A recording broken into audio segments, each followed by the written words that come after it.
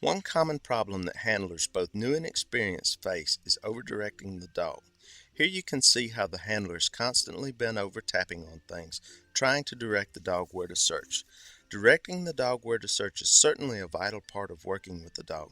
However, there is such a thing as too much of a good thing. Overdirecting the dog can lead to a series of performance problems, and it can be a source of constant frustration to the handler, which in turn may lead to even more problems. Also, all performance issues aside, constantly bending over to direct the dog is probably not going to be a good thing for your back. Let's talk about a few of the performance issues that may result from overdirecting. One common symptom is the dog may become confused about exactly what the handler is asking it to do. A well-trained dog should first and foremost have the freedom to follow its nose to the source of the target odor. If a handler is interfering with the dog's freedom to follow its nose and track the odor to source, it will eventually cause the dog to become confused about what it is being asked to do. It's okay if the dog wanders off in a different direction than the handler wants it to go, as long as it's still actively searching for the target odor.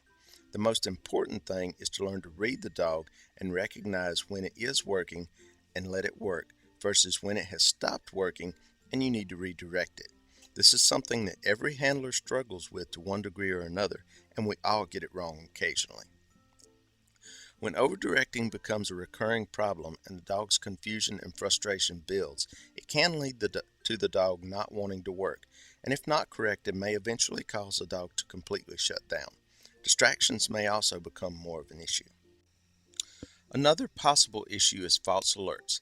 As the dog becomes confused, they may begin to false alert in an effort to please the handler. If the handler rewards this behavior, they have begun to teach the dog that this is what they want. Failure to correct the issue in the early stages can lead to the dog constantly false alerting. When overdirecting is an issue, false alerts could also be the result of the handler cueing the dog to alert. In this clip, we have an example of a handler doing a good job of directing the dog. Note how the handler throws a target, directing the dog where to search, and then steps back out of the way, letting the dog search. As long as the dog is searching well, the handler stays back out of the way and allows the dog to set the pace.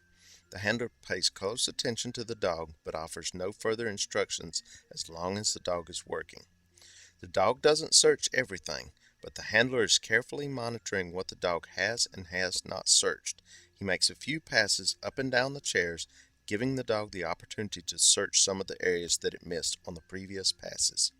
The handler only redirects the dog when the dog has stopped working, which happens a couple of times in this clip, where the dog veers off and begins sniffing the floor, heading away from the search area. When this happens, he once again directs the dog to search and immediately stands back up and lets the dog take the lead. You can really see the value of the dog being free to follow its nose when you watch a well-trained dog work off-leash. Working off-leash is not appropriate in all deployment situations. However, I do recommend it be a part of regular training scenarios for most scent detection teams. Before working your dog off-leash, please be sure that you are in a safe environment where it is permissible for your dog to be off-leash. Working off-leash allows the dog to have a much greater degree of freedom to work with minimal input or interference from the handler. To work effectively, a dog does not necessarily have to search everything in a methodical, inch-by-inch fashion. Oftentimes you will see them zigzag around or work in one direction for a moment and then suddenly veer off in another direction. What is important is that they are testing the air at regular intervals until they detect the presence of the target odor. Then they can track that odor plume back to the source and perform an alert. Even when the dog is off-leash, the handler still has to provide occasional direction. The sort of haphazard search pattern can mean the dog misses large areas, so it is still important for the handler to be carefully monitoring what the dog has and has not searched and directing them into areas where appropriate. With practice, working off-leash helps to increase the dog's confidence in itself and its ability to locate the target.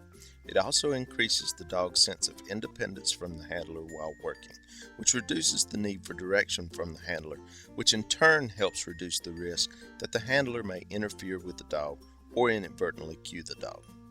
I hope you have enjoyed this video, and if you have any questions or suggestions for future videos, please feel free to leave a comment below or give us a call. Remember, trust your dog.